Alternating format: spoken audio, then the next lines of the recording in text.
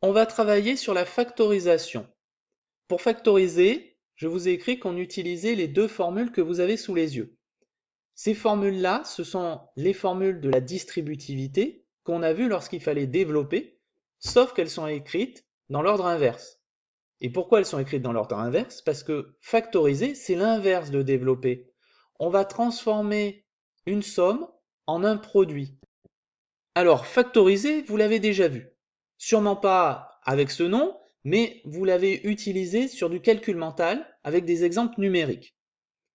Par exemple, on a pu vous demander de calculer ce genre d'opération 37 fois 7 plus 37 fois 3. Et pour vous faciliter le calcul, au lieu d'utiliser les règles de priorité qui disent de faire la multiplication avant l'addition, vous avez pu remarquer, on a pu vous faire remarquer qu'ici 37 est répété deux fois. Le 37, on l'appelle le facteur commun.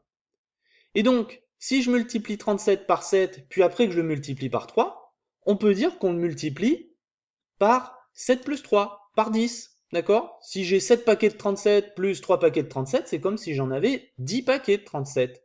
Et là, on se rend compte que c'est beaucoup plus simple à calculer. 37 fois 10, ça donne 370. D'accord? D'une opération difficile à faire mentalement, en utilisant la factorisation, on peut simplifier les choses.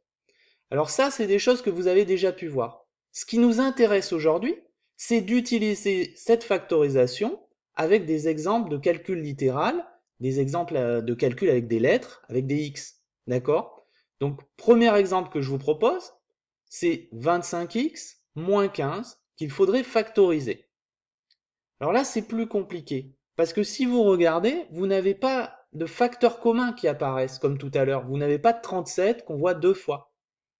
Et là, ce qu'il faut penser à faire, c'est de faire apparaître ce facteur commun, ce 37. Alors là, ça ne sera pas 37. Mais ce qu'on peut voir quand on regarde ce calcul, on peut se dire 25 et 15, ils ont quelque chose en commun. 25x et 15. Pourquoi j'ai dit 25? Parce que 25 et 15, je pense à la table de 5. Et si je décompose mon 25 en 5 fois 5 et mon 15 en 5 fois 3, je vais avoir mon facteur commun. Donc c'est ce que j'écris. 25x, j'écris pas 5 fois 5, sinon ça ferait que 25, hein. J'écris 5 fois 5x. Faut pas l'oublier, le x. Et 15, par contre, j'écris 5 fois 3.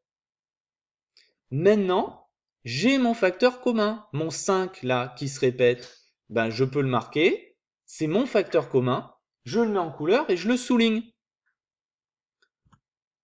Donc je peux l'écrire devant, comme tout à l'heure j'avais écrit mon 37. Je peux réécrire maintenant ce qui n'est pas en couleur, ce qui n'est pas le facteur commun, c'est-à-dire 5x moins 3. D'accord? Il y a un moins ici, donc forcément il y a un moins dans la parenthèse. C'est exactement ce que j'ai fait sur l'exemple numérique, et c'est ce qu'on vous demande de faire quand il faut factoriser. Alors au passage, le multiplier, on peut l'enlever, on peut écrire 5, parenthèse 5x moins 3, c'est suffisant. Voilà, donc voilà un premier exemple de factorisation. Deuxième exemple. F égale 7x au carré plus 4x.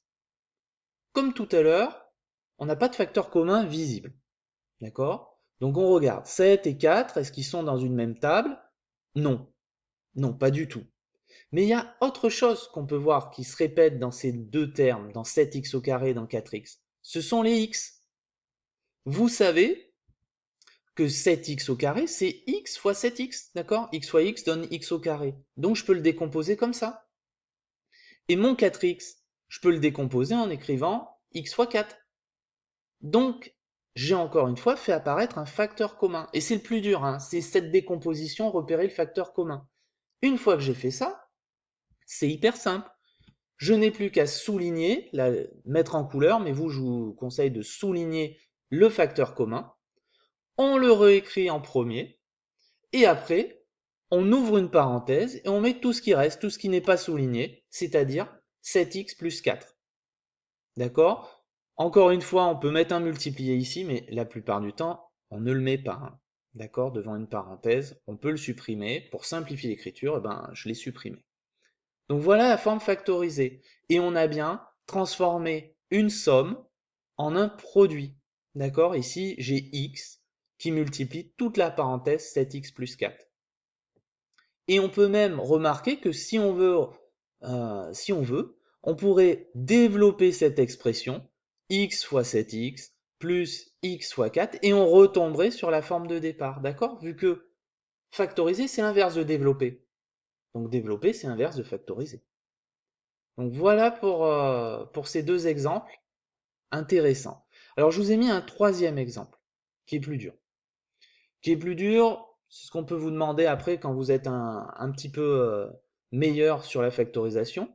C'est 18x au carré plus 6x à factoriser. Alors si je regarde cette expression, je dois tout de suite penser, ah tiens, il y a x à mettre en facteur. C'est le facteur commun. Ben, en effet, 18x au carré, c'est x fois 18x. Et 6x, c'est x fois 6. Mais j'ai même mieux. J'ai 18 et 6, ils sont dans la table de 2. Donc 2 pourrait être un facteur commun. Ou 3. 3 fois 6, 18. Et 3 fois 2, 6. Eh bien, même j'ai 6. 6 fois 3, 18. Et puis 6, 6 fois 1, 6. Donc là, j'ai plein de facteurs communs possibles. J'ai 2, j'ai 3, j'ai 6, j'ai x. Ben, ce qu'on va faire, on va prendre le plus grand. Quand on factorise, c'est un petit peu comme quand on veut simplifier une fraction, hein, on simplifie au maximum. Et bien là, on factorise au maximum. Donc je vais factoriser par 6 et par x, par 6x, je vais factoriser. Donc là, c'est le truc difficile à penser, qu'on peut factoriser par x, mais par encore mieux, on peut factoriser par 6x. Donc, c'est ce que je vais faire. 18, c'est 6 fois 3. X au carré, c'est x fois x. Donc ça donne 6x fois 3x. 18x au carré. Plus 6x. Et maintenant, j'ai plus qu'à faire ma factorisation. Enfin, pas tout à fait. Parce que ici, j'ai 6x fois 3x plus 6x fois... Eh ben non, j'ai pas de fois quelque chose. Donc il faut juste penser à quelque chose ici. Il faut penser à mettre un fois 1. Et comme cela, on ne va pas l'oublier après dans l'étape de la factorisation. On va mettre le 6x devant, parce que c'est le facteur commun, hein, on l'a souligné. Et après, dans la parenthèse, on va réécrire ce qui reste, c'est-à-dire 3x plus 1. Si on oublie le 1, et ben là, on n'aurait rien et on serait bien embêté, parce que ça ne retomberait pas sur la même forme qu'au départ. Hein. S'il n'y avait pas le 1, ça donnerait 6x fois 3x, et puis on ne retomberait pas sur ce qu'on veut, 18x au carré, plus 6x. Donc il ne faut pas oublier le 1 dans ce cas-là, et il faut surtout penser à factoriser par 6x et pas par 2, ni 3, ni 6, ni x, il faut prendre le plus grand. D'accord? C'est pas faux si on prend un nombre plus petit pour factoriser, mais vous n'aurez pas tous les points parce que ce n'est pas la factorisation maximale. Comme quand vous demandez de simplifier une fraction, si on ne la simplifie pas au maximum, ce n'est pas entièrement juste. Voilà, vous n'avez plus qu'à vous entraîner sur les exercices.